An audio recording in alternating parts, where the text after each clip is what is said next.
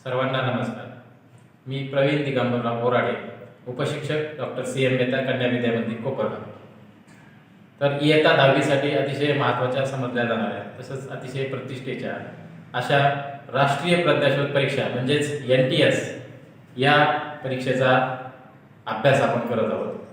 तर या परीक्षेमध्ये यश मिळवण्यासाठी बुद्धिमत्ता हा विषय अतिशय महत्त्वाचा ठरत असतो. तर या बुद्धिमत्ता या विषयाअंतर्गत आज आपल्याला जो घटक पाहायचा आहे, जो घटक अभ्यासायचा आहे तो आहे अक्षरांची लयबद्ध मांडणी. तर आता हा घटक आपल्याला ज्यावेळेस अभ्यासायचा त्यावेळेस आपल्याला प्रश्न असा पडतो की यावर किती प्रश्न या परीक्षेमध्ये विचारले जातात. तर परीक्षेमध्ये या घटकावर एक प्रश्न विचारला जातो आणि प्रत्येक परीक्षेत याच्यावर प्रश्न आहेत असं नाही आहे, परंतु एक प्रश्न जर आला तर तो आपल्याला एक गुण जो आहे तो गुण सहज देऊन जातो. यामध्ये काही मोठे कॅल्क्युलेशन्स नाहीत, कोणती मोठी आकडेमोड आपल्याला करायची नाही. फक्त याची जर थोडीशी ट्रिक्स आपण लक्षात घेतली तर आपल्याला सहज हे गुण मिळवता येतात.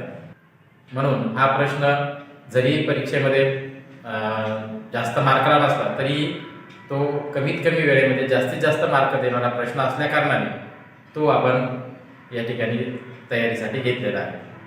तर याची तयारी करताना आपल्याला कोणत्या ट्रिक्स वापराव्या लागतात, म्हणजे त्या ट्रिक्स वापरून आपण कमी वेळेत तो प्रश्न कसा सोडवू शकतो, त्याच्यानंतर या प्रकारामध्ये कसे प्रश्न विचारले जातात, त्याच्यामध्ये आणखी कोणते प्रकार आहेत का, हे सगळं जाणून घेण्याची आपल्याला नक्कीच इच्छा झालेली असेल.